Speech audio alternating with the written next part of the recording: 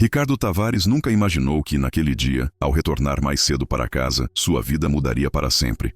Aos 48 anos, o empresário havia construído um império no setor imobiliário que valia mais de 300 milhões de reais. Sua mansão no bairro nobre de Higienópolis, em São Paulo, era o símbolo perfeito de seu sucesso. 6.000 metros quadrados de puro luxo, com 17 cômodos, academia privativa, sala de cinema e um jardim que mais parecia um oásis particular.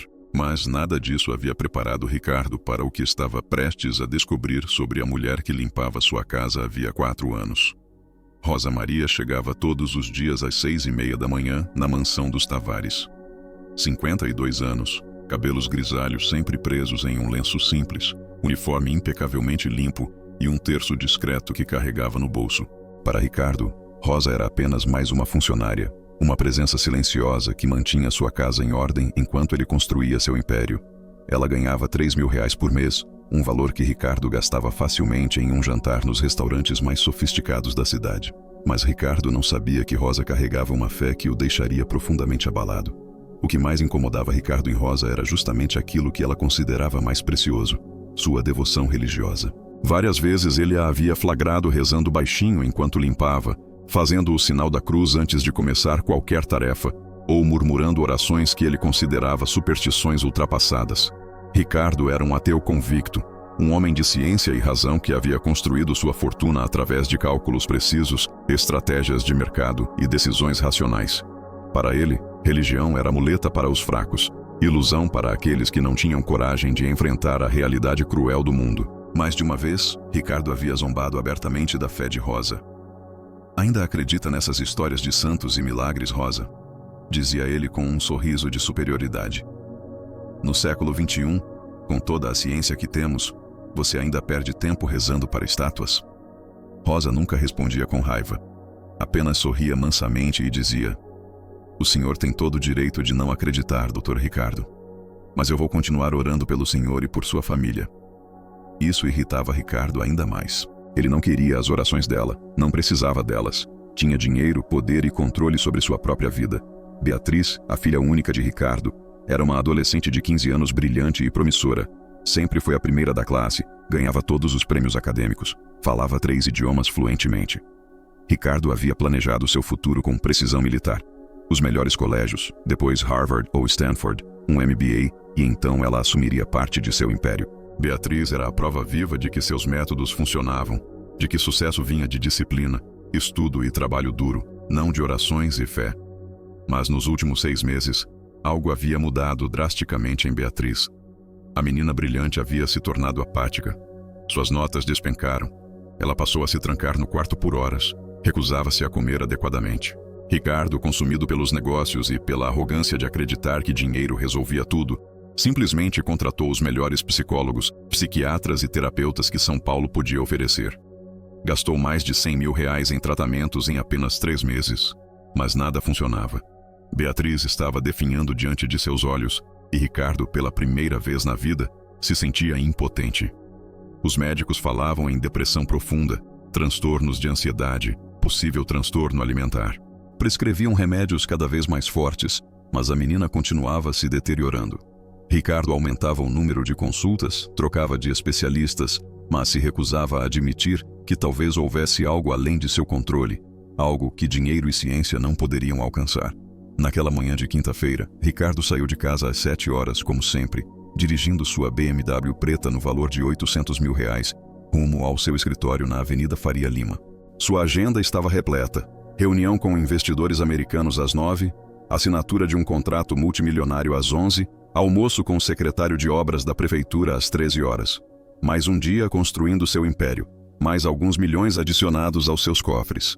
Mas às 10:30 da manhã, recebeu uma ligação desesperada da escola de Beatriz. A diretora, com voz trêmula, informou que Beatriz havia desmaiado durante a aula de educação física e estava sendo levada às pressas para o hospital. Ricardo sentiu seu mundo desabar. Pela primeira vez em décadas, cancelou todos os seus compromissos e correu para o Hospital Sírio-Libanês, onde Beatriz havia sido internada. Os médicos, após uma bateria de exames, deram o diagnóstico devastador. Beatriz estava gravemente desnutrida, desidratada e apresentava sinais de automutilação que haviam passado despercebidos. Seu estado era crítico. Ricardo passou o dia inteiro no hospital, observando sua filha inconsciente na cama, conectada a tubos e monitores. Pela primeira vez, o poderoso empresário se sentiu completamente impotente. Todo o seu dinheiro, todas as suas conexões, nada disso podia trazer sua filha de volta. Os médicos foram claros. Beatriz precisaria ficar internada por pelo menos uma semana para estabilização. Ricardo autorizou tudo, contratou enfermeiros particulares, garantiu o melhor quarto, mas no fundo sabia que estava apenas fazendo o que sempre fez, tentando comprar soluções. Às 6 da tarde, os médicos o liberaram para ir para casa descansar, prometendo que ligariam imediatamente se houvesse qualquer mudança. Ricardo dirigiu de volta à mansão em estado de choque. Sua mente, normalmente tão organizada e racional, estava em caos completo. Ao estacionar na garagem, eram 7h15 da noite. Rosa normalmente saía às 6, mas ao entrar pela porta da cozinha, Ricardo ouviu uma voz suave vinda da sala de estar. Movido por curiosidade e estranheza, Ricardo caminhou silenciosamente em direção à sala. O que viu o deixou completamente paralisado. Rosa estava ajoelhada no centro da sala, diante de uma pequena imagem de Nossa Senhora Aparecida que ela havia colocado sobre a mesa de centro. Ao redor da imagem, velas acesas formavam um semicírculo de luz. Rosa segurava seu terço e rezava em voz alta, com uma intensidade e fervor que Ricardo nunca havia presenciado. Mãe Aparecida, Mãe de Misericórdia, dizia Rosa, lágrimas escorrendo pelo rosto. Eu sei que o Dr. Ricardo não acredita no Senhor. Eu sei que ele zomba da minha fé, mas eu imploro, Mãe Santíssima, não deixe que a menina sofra por causa da incredulidade do pai. Beatriz é apenas uma criança. Ela não tem culpa. Se é preciso que alguém sofra, que seja eu. Toma minha saúde, toma meus anos de vida, mas salva aquela menina. Ricardo ficou escondido atrás da coluna de mármore, observando aquela cena que desafiava tudo em que ele acreditava. Rosa continuou. Eu sei que o Senhor pode tudo, mãe querida. Já vi tantos milagres na minha vida. Vi meu filho curado quando os médicos disseram que era impossível. Vi meu marido voltar do coma quando não havia mais esperança. Sei que o Senhor escuta as preces dos pobres, dos humildes, daqueles que não têm nada além da fé. A empregada então abriu uma Bíblia desgastada pelo uso e começou a ler em voz alta, com uma voz que, embora simples, carregava uma convicção que ecoava pela sala. O Senhor está perto dos que têm o coração atribulado e salva-os de espírito abatido. O justo passa por muitas aflições, mas de todas elas o Senhor o livra. Rosa fechou os olhos e elevou as mãos. Senhor Jesus, eu sei que Beatriz está sofrendo. Sei que há uma escuridão em sua alma que nenhum médico consegue curar. Mas o Senhor é médico dos médicos. O Senhor cura não apenas o corpo, mas a alma. Foi então que algo extraordinário aconteceu. Ricardo, o homem que sempre zombara da religião, que sempre considerara orações uma perda de tempo, sentiu lágrimas formarem-se em seus olhos. Não era a cena em si que o emocionava, mas a entrega absoluta de Rosa. A forma como ela intercedia por uma menina que nem era sua filha, por uma família que a tratava apenas como empregada. Rosa estava ali, sacrificando suas próprias horas de descanso, acendendo velas com o dinheiro que provavelmente faria falta em sua própria casa, suplicando por um milagre para a filha de seu patrão ateu. Mãe Aparecida, continuou Rosa, agora soluçando. Eu sei que o Dr. Ricardo me acha uma tola. Sei que ele ri da minha fé, mas eu não ligo. Se minhas orações puderem salvar Beatriz, que ele ria de mim pelo resto da vida. Eu ofereço todas as humilhações, todas as zombarias, como sacrifício pela cura dessa menina. Aceita, mãe. Aceita minha dor pela salvação dela. Ricardo não conseguiu mais se conter. Saiu de trás da coluna e Rosa, ao vê-lo, rapidamente se levantou, assustada, enxugando as lágrimas e tentando apagar as velas. Dr. Ricardo, eu peço desculpas. Sei que o senhor não gosta dessas coisas. Eu já vou embora. Já vou limpar tudo. Como você soube? Perguntou Ricardo, sua voz saindo rouca de emoção. Rosa parou, confusa. Soube de quê, Dr. Ricardo? Sobre Beatriz. Como você soube que ela está no hospital? Rosa baixou os olhos. A escola ligou aqui procurando pelo senhor antes de conseguir falar com o senhor no celular. Atendi e me informaram. Fiquei tão preocupada que não consegui ir embora sem rezar pela menina. Ricardo olhou para aquela mulher simples, humilde, que ganhava R$3.000 por mês e percebeu que ela tinha demonstrado mais amor genuíno por Beatriz em uma tarde do que ele havia demonstrado em meses. E você acredita mesmo que suas orações podem fazer diferença? Perguntou ele, mas dessa vez não havia zombaria em sua voz. Apenas curiosidade genuína. Acredito com todas as forças da minha alma, Dr. Ricardo. Respondeu Rosa com convicção. Já vi muitos milagres na minha vida, coisas que a ciência não consegue explicar, mas que a fé entende perfeitamente. Ricardo sentou-se pesadamente no sofá, de repente exausto. Os melhores médicos de São Paulo estão tratando dela. Gastei uma fortuna em tratamentos. E nada funcionou. Nada. É porque há feridas que não se curam com remédios, Dr. Ricardo. Disse Rosa suavemente. Há dores da alma que só Deus pode alcançar. E você acha que Deus se importa com Beatriz? Perguntou Ricardo, sua voz carregada de desespero. Com uma menina filha de um homem que sempre negou sua existência? Rosa aproximou-se e, pela primeira vez em 4 anos, olhou diretamente nos olhos de seu patrão. Deus não é como os homens, Dr. Ricardo. Ele não guarda rancor, não se vinga. Ele ama cada um de seus filhos com um amor que nós nem conseguimos compreender. E Beatriz é filha dele antes de ser filha do Senhor. Ricardo sentiu algo se quebrar dentro dele. Todas as suas certezas, toda a sua arrogância intelectual, todo o seu orgulho, desmoronaram naquele momento. Eu não sei rezar, admitiu ele, e foi a primeira vez que confessou qualquer tipo de fraqueza. Não sei como falar com um Deus no qual nunca acreditei. Não precisa de palavras bonitas, Dr. Ricardo, disse Rosa gentilmente. Deus não se importa com eloquência. Ele escuta o coração. Se o Senhor está sofrendo, se está desesperado, se está disposto a pedir ajuda, isso já é uma oração. Rosa então fez algo que surpreendeu completamente Ricardo. Ela estendeu a mão para ele. Quer rezar comigo pela Beatriz? Ricardo olhou para aquela mão calejada, marcada por anos de trabalho duro, e hesitou. Toda a sua vida havia sido construída sobre a rejeição de tudo que aquela mão representava. Fé, religião, dependência de algo além do controle humano. Mas então pensou em Beatriz, inconsciente no hospital, definhando diante de seus olhos apesar de toda a ciência e todo o dinheiro que ele havia investido. E pela primeira vez em sua vida adulta, Ricardo Tavares fez algo que nunca imaginou que faria. Pegou a mão de Rosa e ajoelhou-se ao lado dela. Eu não sei o que dizer, murmurou Ricardo, sentindo-se ridículo e vulnerável. Apenas fale com o coração, sussurrou Rosa. E então, com a voz trêmula e quebrada, Ricardo começou.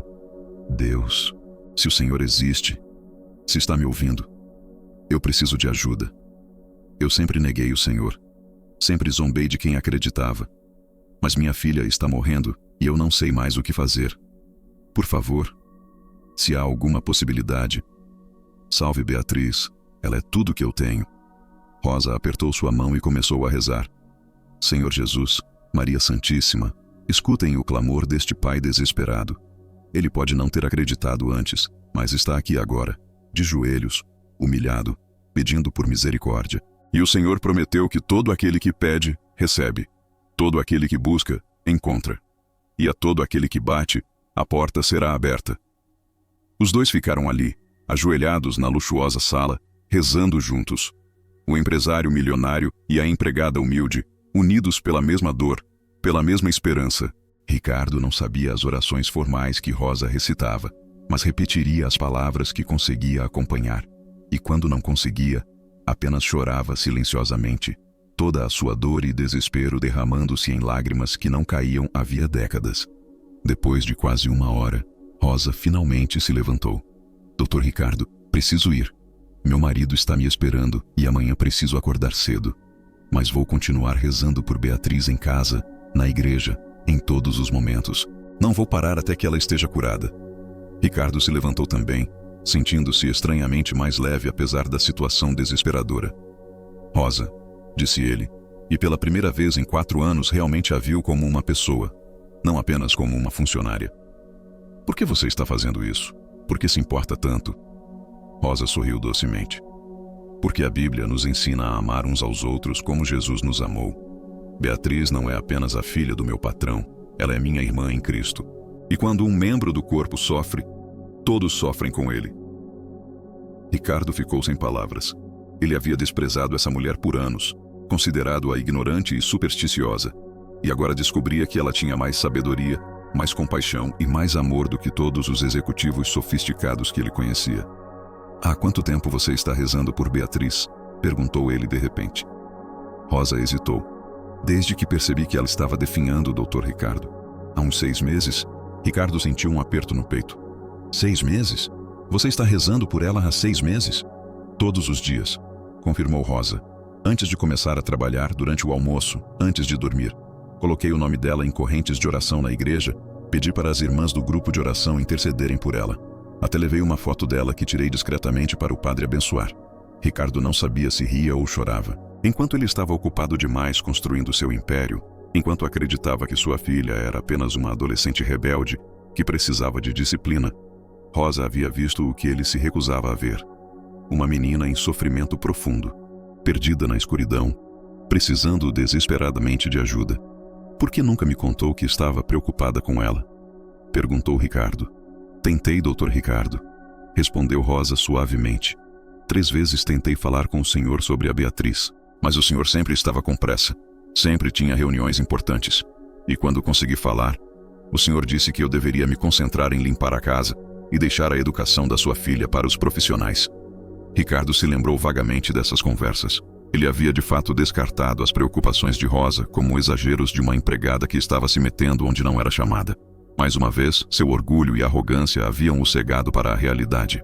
Eu fui um tolo, admitiu Ricardo, e era a primeira vez na vida que dizia essas palavras em voz alta. Acreditei que tinha todas as respostas, que dinheiro resolvia tudo, mas minha filha está morrendo e eu não tenho resposta nenhuma. O senhor não é tolo, Dr. Ricardo, disse Rosa gentilmente. O senhor apenas se esqueceu de que há coisas que o dinheiro não pode comprar. Paz de espírito, alegria verdadeira, cura da alma. Essas coisas só vêm de Deus. Depois que Rosa saiu, Ricardo ficou sozinho na sala, olhando para as velas que ainda queimavam, para a imagem de Nossa Senhora Aparecida, para o terço deixado sobre a mesa. Pela primeira vez em décadas, ele se sentiu pequeno, mas estranhamente não era uma sensação ruim. Era como se um peso enorme tivesse sido tirado de seus ombros. O peso de ter que controlar tudo, de ter que ter todas as respostas. Ricardo pegou o terço que Rosa havia deixado. Era simples, de madeira, gasto pelo uso. Ele não sabia como rezar o terço, não conhecia as orações, mas segurou aquele objeto nas mãos e sentiu uma estranha conexão com algo maior do que ele mesmo. Se você está aí, murmurou ele para o vazio. Se está me ouvindo, eu aceito que não tenho controle. Aceito que preciso de ajuda, apenas, por favor, salve minha filha. Naquela noite, Ricardo não conseguiu dormir. Ficou acordado, pensando em tudo que Rosa havia dito, em todas as vezes que havia zombado da fé dela, em todas as oportunidades que havia perdido de realmente conhecer sua própria filha.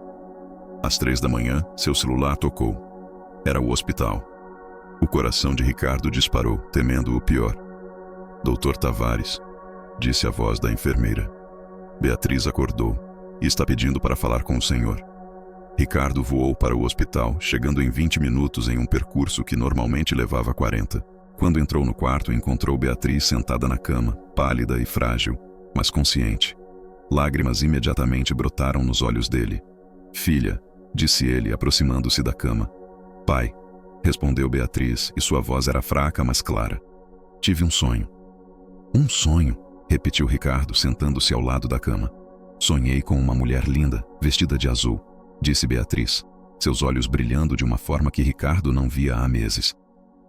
Ela disse que tinha muitas pessoas rezando por mim. Disse que eu não estava sozinha, que era amada. E disse que ainda tinha muito a viver. Ricardo sentiu um arrepio percorrer sua espinha. Uma mulher de azul? Repetiu ele, pensando na imagem de Nossa Senhora Aparecida que Rosa havia colocado na sala. Ela disse algo mais. Disse que meu pai ia me ajudar a encontrar o caminho, continuou Beatriz. Que ele estava aprendendo a ver de verdade pela primeira vez. Ricardo não conseguiu conter as lágrimas. Abraçou sua filha delicadamente, com medo de machucá-la, mas com toda a emoção que havia reprimido por tanto tempo. Filha, eu sinto muito. Sinto muito por não ter visto que você estava sofrendo. Sinto muito por ter estado tão ocupado com o trabalho que esqueci de estar presente na sua vida. Pai, disse Beatriz suavemente, por que você nunca quis falar sobre a mamãe? A pergunta atingiu Ricardo como um soco. Sua esposa, Laura, havia morrido de câncer 5 anos antes. Ricardo havia lidado com a perda da única maneira que sabia, enterrando-se no trabalho, focando em expandir seus negócios, negando a dor. E nunca havia percebido que Beatriz, então com apenas 10 anos, precisava processar aquela perda também. Eu achei que se não falássemos sobre ela, a dor seria menor, admitiu Ricardo. Mas estava errado, não estava? Você precisava falar sobre sua mãe. Precisava lembrar dela, chorar por ela. Beatriz assentiu, lágrimas escorrendo pelo seu rosto. Eu sentia como se não pudesse ficar triste, porque você nunca ficava triste. Pensei que tinha que ser forte como você. Mas eu não sou forte, pai. Eu sinto falta dela todos os dias. Ricardo segurou a mão de sua filha. Eu também sinto falta dela, filha. Todos os dias. E tenho sido um idiota por achar que podíamos simplesmente seguir em frente sem processar essa dor. Os dois choraram juntos ali, no quarto de hospital, liberando anos de dor reprimida. E pela primeira vez desde a morte de Laura, Ricardo permitiu-se ser vulnerável, ser humano, ser imperfeito. Pai, disse Beatriz depois de um tempo, a senhora que trabalha na nossa casa, Rosa, ela é especial, não é? Ricardo sorriu através das lágrimas. Sim, filha, ela é muito especial. E eu fui um tolo por não perceber isso antes. Ela me deu 1/3 uma vez, revelou Beatriz. Disse que sempre que eu me sentisse sozinha ou assustada, eu poderia segurá-lo e lembrar que Deus estava comigo. Eu ri dela naquele momento, porque você sempre dizia que religião era besteira. Mas ontem à noite, antes de desmaiar, eu estava tão desesperada que peguei o 1/3 que ela me deu e pedi ajuda. Foi logo depois que vi a mulher de azul no sonho. Ricardo ficou em silêncio, processando essa informação. Rosa não havia apenas orado por Beatriz, ela havia plantado uma semente de fé na menina. Uma semente que estava brotando justamente no momento de maior necessidade. Nas semanas seguintes, muitas coisas mudaram na vida de Ricardo Tavares. Beatriz ficou internada por 2 semanas, mas depois foi transferida para um tratamento ambulatorial especializado. Mas dessa vez, Ricardo estava presente em cada sessão, participava ativamente do tratamento, conversava com sua filha, ouvia suas dores e compartilhava as próprias. Ricardo também começou a ter conversas longas com Rosa, não mais como patrão e empregada, mas como seres humanos. Ele ouvia as histórias de fé dela, os milagres que ela havia presenciado, a forma como sua crença em Deus a havia sustentado através de tempos impossíveis, e começou a ver que a fé não era fraqueza como sempre havia pensado, mas uma forma profunda de força. Rosa, disse Ricardo um dia, 3 semanas após a internação de Beatriz, quero que você me ensine a rezar. Rosa olhou para ele com surpresa e alegria. Dr. Ricardo, seria uma honra. Mas tenho uma condição, continuou ele. Nunca mais quero que você me chame de Dr. Ricardo. Me chame apenas de Ricardo. E não quero mais que você se considere apenas a empregada desta casa. Você salvou minha filha, salvou minha família. É muito mais do que uma empregada. Lágrimas brotaram nos olhos de Rosa. Ricardo, eu apenas fiz o que qualquer cristão deveria fazer. Amei ao próximo como Jesus nos ensinou. E foi exatamente por isso que minha vida mudou, respondeu Ricardo. Porque você me mostrou um amor que eu não acreditava que existia. Um amor que não espera nada em troca, que serve sem ser servido, que dá sem pedir. Ricardo começou a frequentar a missa com Rosa aos domingos. No início sentia-se completamente deslocado, não conhecia as respostas, não sabia quando se ajoelhar ou levantar. Mas Rosa pacientemente o guiava, e lentamente ele começou a entender o que havia perdido durante todos aqueles anos de ateísmo arrogante. Beatriz também começou a se recuperar, não apenas fisicamente, mas espiritualmente. Ela e Rosa passavam horas conversando sobre fé, sobre o significado do sofrimento, sobre como encontrar esperança mesmo nas situações mais escuras. A menina que havia estado à beira da morte começou a florescer novamente, mas dessa vez com uma profundidade e maturidade que não tinha antes. Um dia, 4 meses após aquela noite transformadora, Ricardo reuniu toda a família ampliada na sala, incluindo Rosa e seu marido, João. Eu quero pedir desculpas publicamente, começou Ricardo, sua voz firme, mas emocionada. Por anos, zombei da fé de Rosa. Ri das suas orações, considerei sua devoção como ignorância. Mas a verdade é que eu é quem era ignorante. Ignorante sobre o que realmente importa na vida. Ricardo olhou para Beatriz, que estava sentada ao lado de Rosa, segurando sua mão. Rosa, você salvou minha filha, não apenas rezando por ela, embora suas orações tenham sido poderosas, mas mostrando a ela e a mim que existe um amor maior do que qualquer coisa que este mundo pode oferecer. Um amor que vem de Deus e se manifesta através de pessoas como você. Ricardo então tirou um envelope do bolso. Eu sei que você não fez nada disso esperando reconhecimento ou recompensa, mas mesmo assim, quero oferecer algo. Ele entregou o envelope para Rosa, que o abriu com dedos trêmulos. Dentro havia documentos legais. É a escritura de uma casa, explicou Ricardo. Uma casa aqui mesmo em Higienópolis, totalmente paga em seu nome. Você e João não precisarão mais pagar aluguel. E também quero triplicar seu salário. Não porque você é empregada, mas porque você é conselheira espiritual desta família. Porque você é a tia que Beatriz nunca teve. Porque você é uma ponte entre nós e Deus. Rosa começou a chorar copiosamente. Ricardo, isso é demais. Eu não posso aceitar.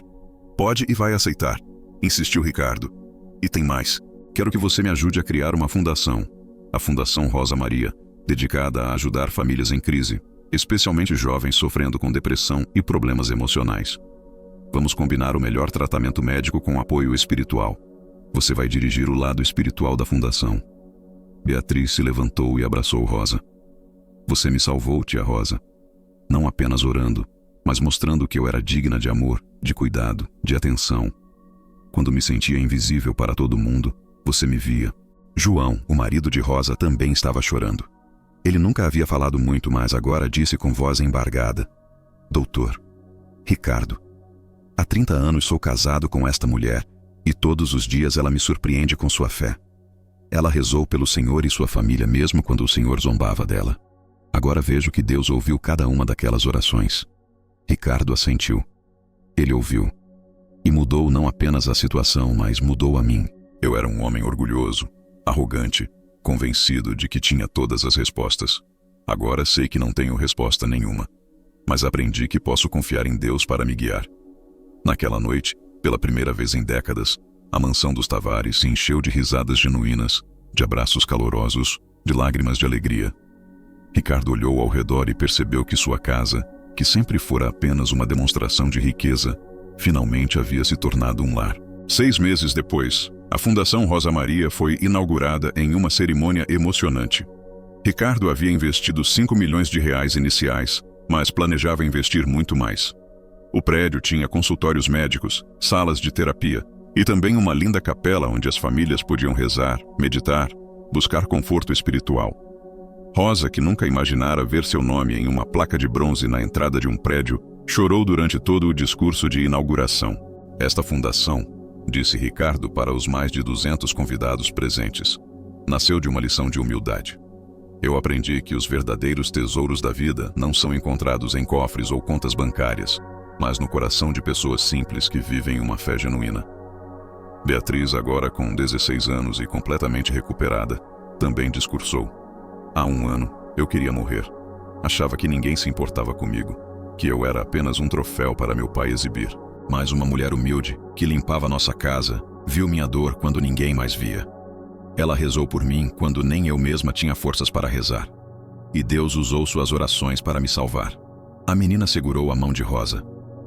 Tia Rosa me ensinou que não existe sofrimento sem propósito, que Deus permite as tempestades para nos ensinar a valorizar o sol. Hoje, estou aqui não apenas viva, mas com um propósito: ajudar outros jovens que estão passando pela mesma escuridão que passei. E vou fazer isso ao lado desta mulher incrível que Deus colocou em minha vida. Nos meses que se seguiram, a Fundação Rosa Maria atendeu centenas de famílias. Jovens em depressão, pais desesperados, famílias desintegradas pela falta de comunicação e amor. E em cada caso, a combinação de tratamento profissional com apoio espiritual produzia resultados extraordinários. Ricardo havia se tornado um homem completamente diferente. Reduziu drasticamente suas horas de trabalho, delegou muito de suas responsabilidades empresariais para focar no que realmente importava: sua filha e a fundação. Começou a estudar teologia, a ler a Bíblia diariamente, a participar de retiros espirituais. Sabe, Rosa, disse ele um dia, enquanto visitavam juntos a fundação, durante 48 anos eu construí um império baseado em sucesso material. Mas foi só quando perdi tudo, quando fui reduzido a nada diante da doença da minha filha, que descobri o que é verdadeiro sucesso. E o que é verdadeiro sucesso para você agora, Ricardo? Perguntou Rosa com um sorriso maternal. É ver Beatriz sorrindo genuinamente. É saber que estamos ajudando famílias a se reconectarem. É sentir a presença de Deus na minha vida. É ter amigos verdadeiros, não apenas parceiros de negócios. É poder dormir à noite com a consciência tranquila. Rosa assentiu sabiamente. O Senhor sempre teve planos para a sua vida, Ricardo. Você apenas precisava parar de correr e escutar. 1 ano após a inauguração da fundação, aconteceu algo que ninguém esperava.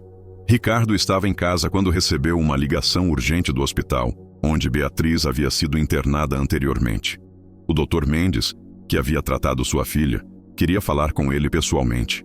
Ao chegar ao hospital, Ricardo foi levado a uma sala de reuniões, onde encontrou não apenas o Dr. Mendes, mas outros 5 médicos. Dr. Tavares, começou o Dr. Mendes. Chamamos o senhor aqui porque queremos documentar oficialmente o caso de sua filha. Ricardo franziu a testa confuso. Documentar? Por quê? Porque medicamente não faz sentido, respondeu uma das médicas, a doutora Paula, especialista em psiquiatria. Beatriz chegou aqui em um estado de desnutrição severa, depressão profunda, com indicadores de que estava em processo de desistência da vida. O prognóstico era de meses, talvez anos de tratamento intensivo. Mas em questão de semanas, ela apresentou uma recuperação que não tem explicação científica. Os exames mostram uma transformação completa em sua química cerebral, continuou o Dr. Mendes. Os níveis de serotonina, dopamina, todos os marcadores que estavam criticamente baixos, normalizaram em um período impossível. E não foram os medicamentos que fizemos isso, porque os níveis mudaram antes mesmo dos remédios terem tempo de fazer efeito. Ricardo sentiu um arrepio. O que vocês estão dizendo? Estamos dizendo que, do ponto de vista médico, a recuperação de Beatriz é inexplicável, disse a doutora Paula. Já vi muitos casos de depressão em adolescentes, mas nunca vi uma recuperação tão rápida e completa. É como se algo tivesse intervindo de uma forma que a medicina não consegue explicar. Ricardo sorriu, lágrimas formando-se em seus olhos. Eu sei o que interveio, doutora. Ou melhor, quem interveio. E durante toda a minha vida, eu me recusei a acreditar que isso fosse possível. Ele contou aos médicos sobre Rosa, sobre suas orações incansáveis, sobre a fé que ele havia zombado por tanto tempo. Vocês podem chamar de coincidência, de efeito placebo, do que quiserem. Mas eu sei o que foi. Foi Deus respondendo às orações de uma mulher humilde que tinha mais fé do que toda a minha arrogância. Os médicos ficaram em silêncio. Alguns pareciam céticos, outros pensativos. Mas o Dr. Mendes disse: Sabe, Dr. Tavares, eu sou médico há 35 anos. Vi muitas coisas que a ciência consegue explicar, mas também vi algumas que não consegue. E aprendi a respeitar que há mistérios no universo que vão além do nosso entendimento. 2 anos após aquela noite transformadora, Ricardo Tavares estava irreconhecível.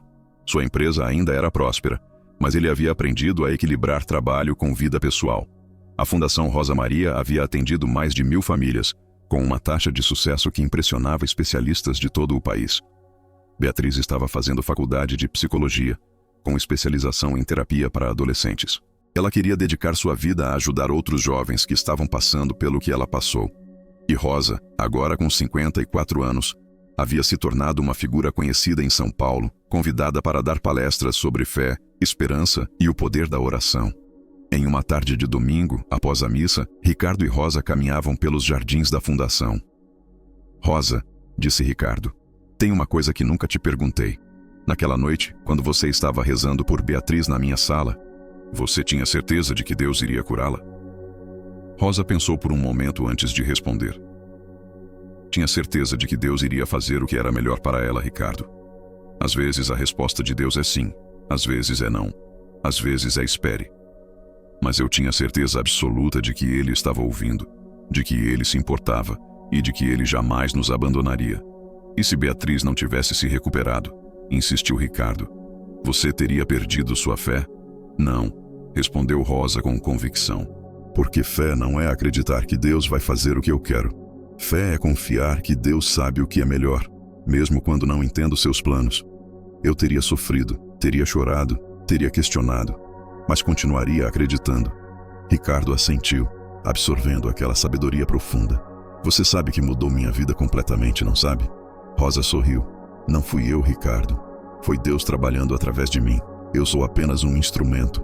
Um instrumento que Deus escolheu muito bem, respondeu Ricardo, e pelo qual sou eternamente grato. Naquele momento, Beatriz apareceu correndo pelos jardins, radiante. Pai, tia Rosa, Acabamos de receber a notícia. A Fundação ganhou um Prêmio Nacional de Excelência em Saúde Mental. E tem mais.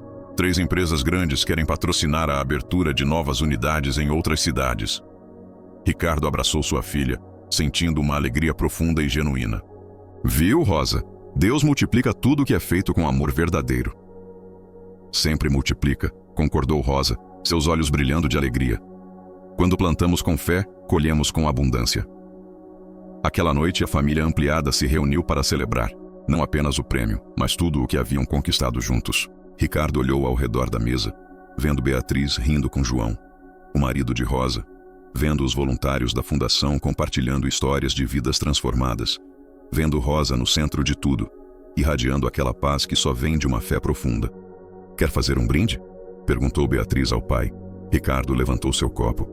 Quero fazer mais que um brinde. Quero fazer uma confissão pública. A sala ficou em silêncio. Há 3 anos, eu era o homem mais arrogante de São Paulo. Achava que tinha todas as respostas, que não precisava de ninguém, muito menos de Deus. Zombava de quem tinha fé. Considerava a religião como muleta para fracos. Ele olhou para Rosa com carinho. Mas Deus, em sua infinita misericórdia, colocou no caminho da minha filha e no meu uma mulher extraordinária. Uma mulher que me ensinou que força verdadeira não é nunca cair, mas sempre se levantar. Que riqueza verdadeira não é o que você acumula, mas o que você compartilha. Que sabedoria verdadeira não vem de diplomas, mas de uma vida vivida em fé. Ricardo fez uma pausa, emocionado. Rosa, você salvou minha filha, salvou minha família, salvou minha alma. E tudo isso simplesmente vivendo sua fé de forma genuína, rezando quando ninguém via, amando quando ninguém agradecia, servindo quando ninguém reconhecia. Ele ergueu o copo mais alto. Então este brinde não é só pelo prêmio que ganhamos, é pela mulher que nos ensinou que milagres ainda acontecem, que Deus ainda escuta orações, que fé ainda move montanhas. Por Rosa Maria, a mulher que transformou um ateu arrogante em um homem de fé, e uma casa vazia em um verdadeiro lar cheio de amor. Todos levantaram seus copos, muitos com lágrimas nos olhos. Rosa, sempre humilde, apenas juntou as mãos em oração e sussurrou: toda a glória seja dada a Deus. E assim, naquela sala cheia de amor e gratidão, uma história que começou com zombaria e desprezo, terminou com redenção e transformação. Porque Deus, como sempre faz, usou uma pessoa simples para realizar coisas extraordinárias. Usou as orações de uma empregada humilde para tocar o coração de um empresário orgulhoso. Usou a fé inabalável de uma mulher para salvar uma família que estava se desintegrando. Ricardo Tavares aprendeu da forma mais difícil que existe algo muito maior que dinheiro, poder ou sucesso. Aprendeu que existe um Deus que ama, que escuta, que transforma. E aprendeu que às vezes Ele envia seus anjos disfarçados de empregadas humildes, armadas apenas com fé, orações e um amor que reflete o próprio amor divino. Porque no final, como Rosa sempre dizia, Deus não escolhe os capacitados, Ele capacita os escolhidos. E quando escolhe alguém com um coração puro e uma fé inabalável, milagres acontecem. Se esta história tocou seu coração, inscreva-se no canal sob o manto do arcanjo e ative o sininho para mais histórias que vão fortalecer sua fé. Compartilhe com quem precisa acreditar que Deus ainda opera milagres e que a oração de um justo pode muito. Deixe nos comentários como Deus tem transformado sua vida através da fé. Que Nossa Senhora e São Miguel Arcanjo abençoem você e sua família.